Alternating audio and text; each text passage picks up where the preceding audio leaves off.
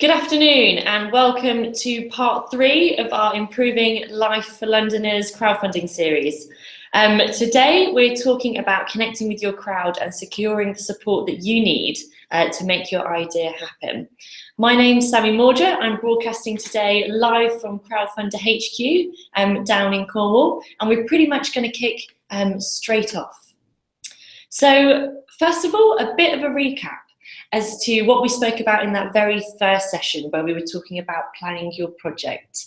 If you haven't watched this session yet, you can actually catch up via YouTube. You can also find the link on the Eventbrite page. It's definitely worth making sure that you've got your plan in place so that you've got a really strong foundation for these next couple of steps. The next thing that we spoke about was actually creating the perfect project page. That's my favourite bit. That's the really fun bit where you get to put together your page and make it look great. So we spoke about telling your story, how to write that, perhaps how to use video as well, and how to come up with really great rewards that connect to your crowd, and also setting a realistic and achievable target. So today, more specifically, we're going to be focusing on running your project. So that's getting off to a really strong start, how you share your project and use it to connect with your crowd. And I will mention at this stage, if you haven't already had a look at our pack, all about running your project, you can actually download it from the link below this YouTube video.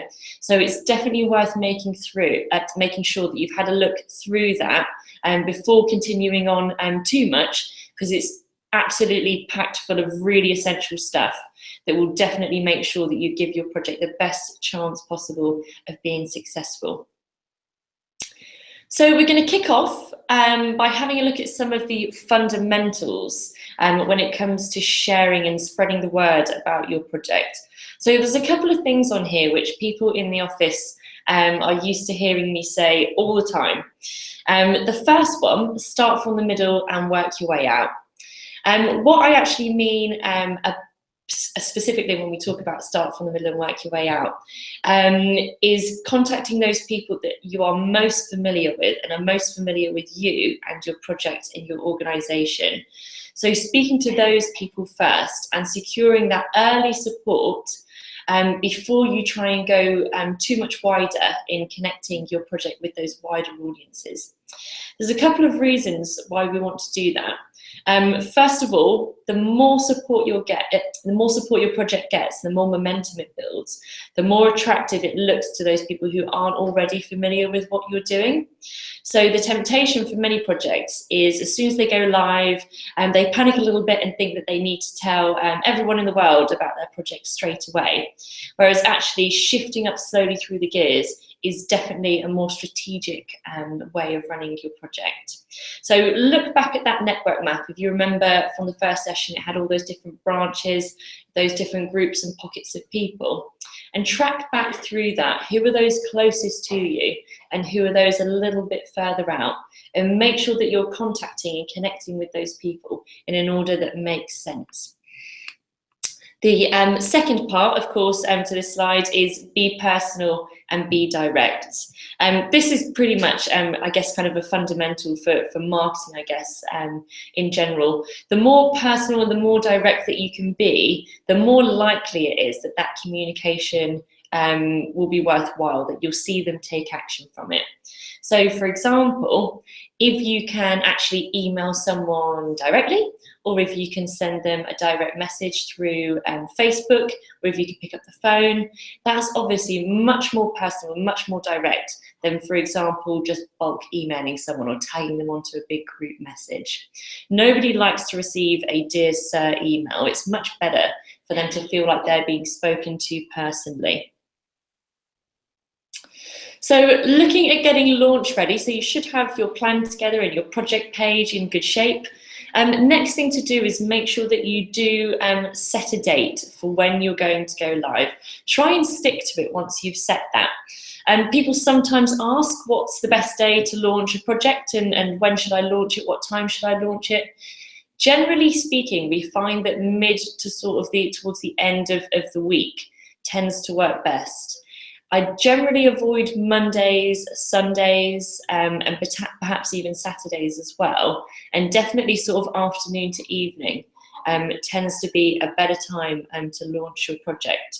But of course, bear in mind other external factors that might make a difference to when you should launch your project. So if there's an event on, or if there's something else happening, for example, you might not want to launch your project on the 8th of June, knowing that people are going to be busy with another particular task or activity on that day. So do take all of that into account and set that date.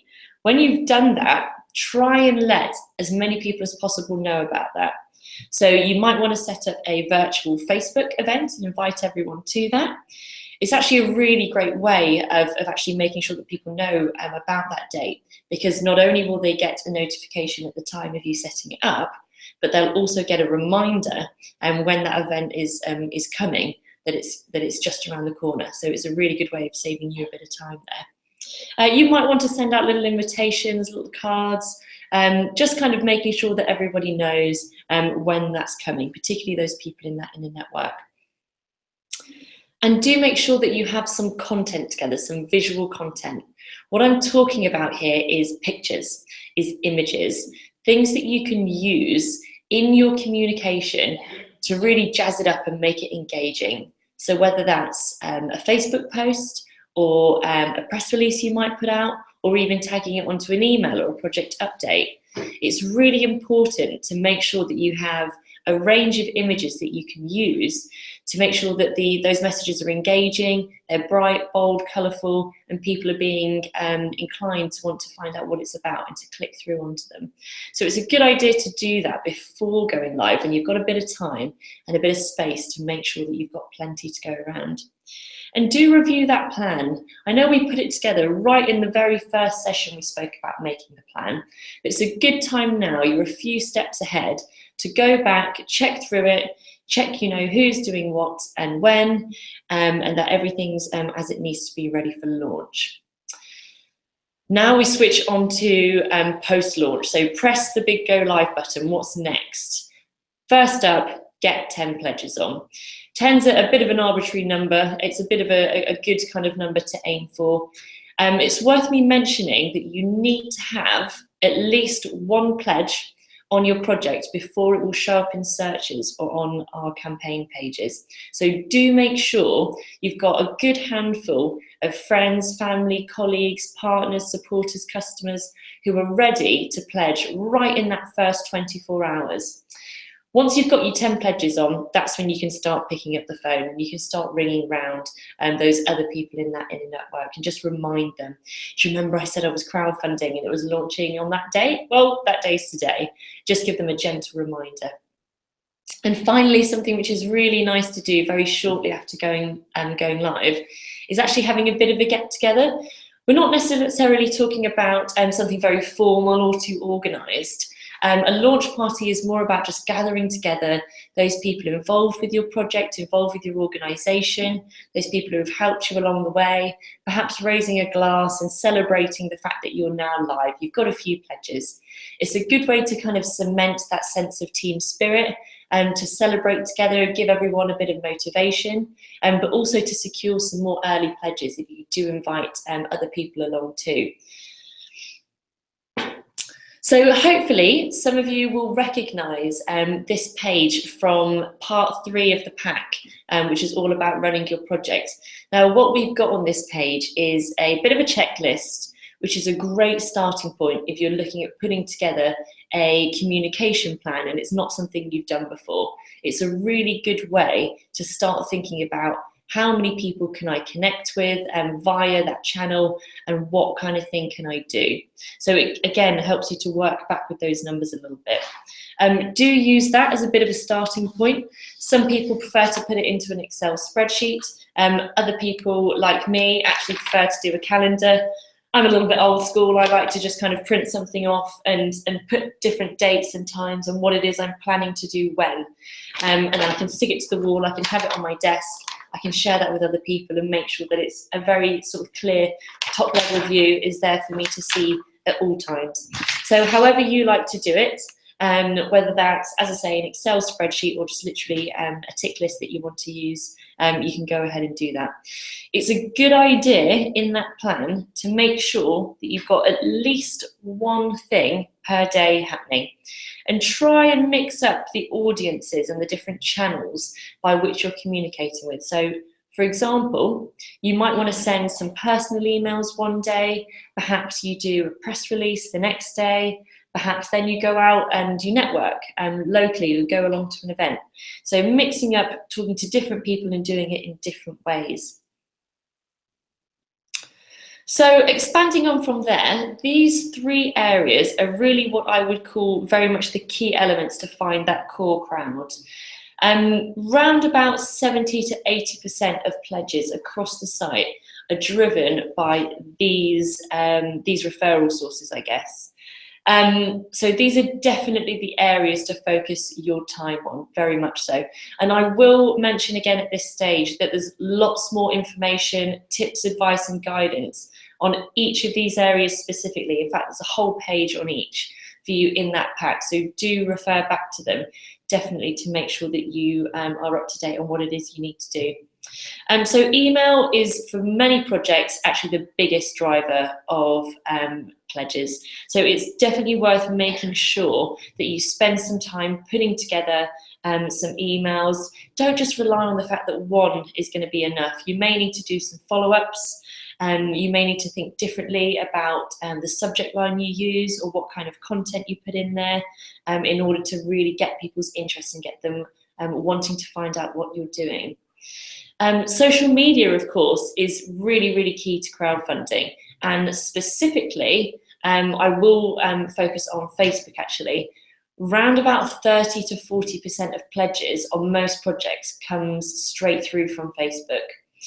So definitely focus your energy there. Of course, Facebook gives you so many options, from setting up events, posting on your own personal timeline, posting on a page, sending direct messages, even doing boosts and ads. So there's actually a huge variety of things that you can do on Facebook. So do check back again in our pack for more information on the best kind of things to do.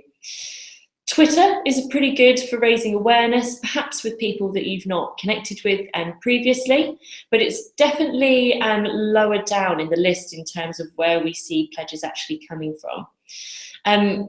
Things like Instagram, again, if you've got a really strong Instagram account, that might be something you'd want to use.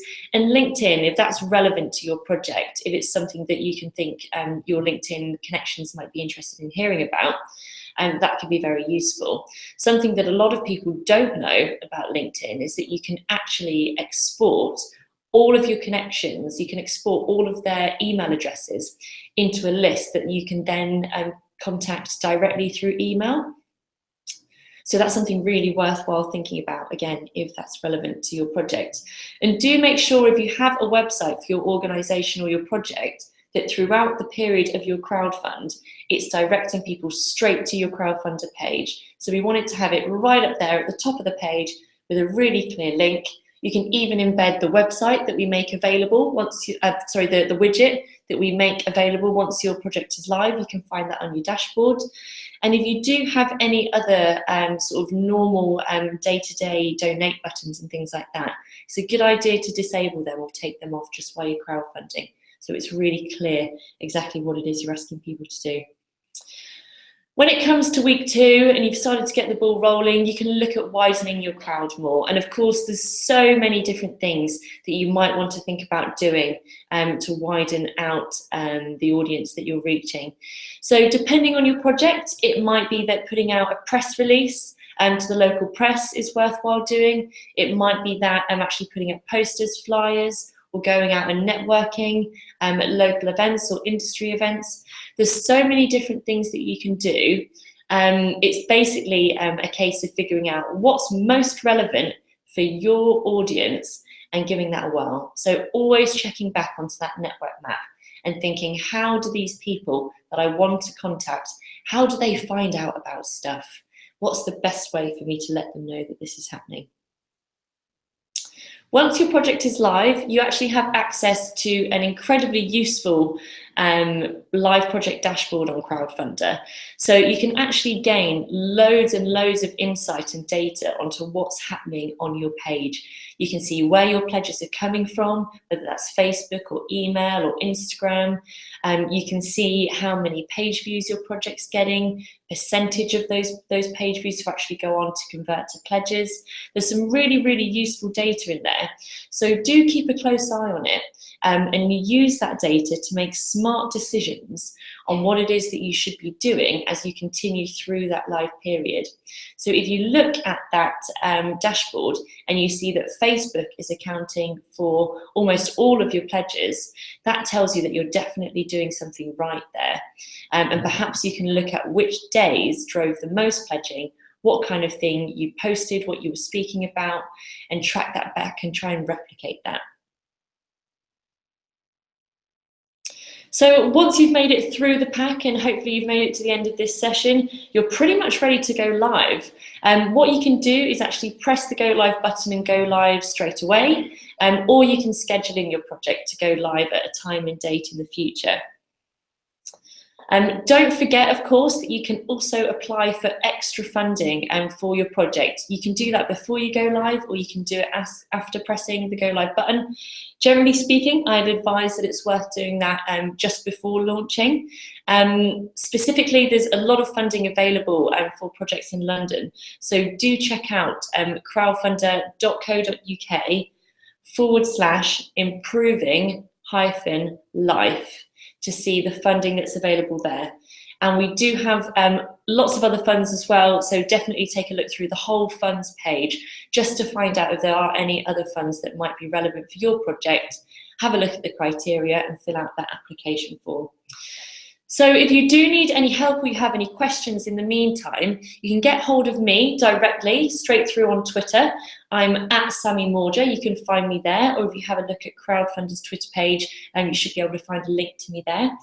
Or you can pop us an email for anything more specific or anything a little bit more detailed.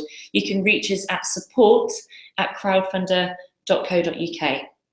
Now, our next session is going to be on Wednesday, the 3rd of March at 1 p.m. It's going to be a live Q&A session.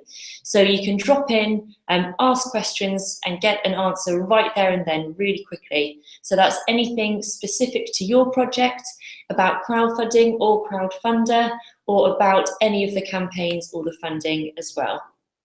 So I hope that you found this session useful and now have a better idea of how to launch your project with a bang and how to build up that momentum.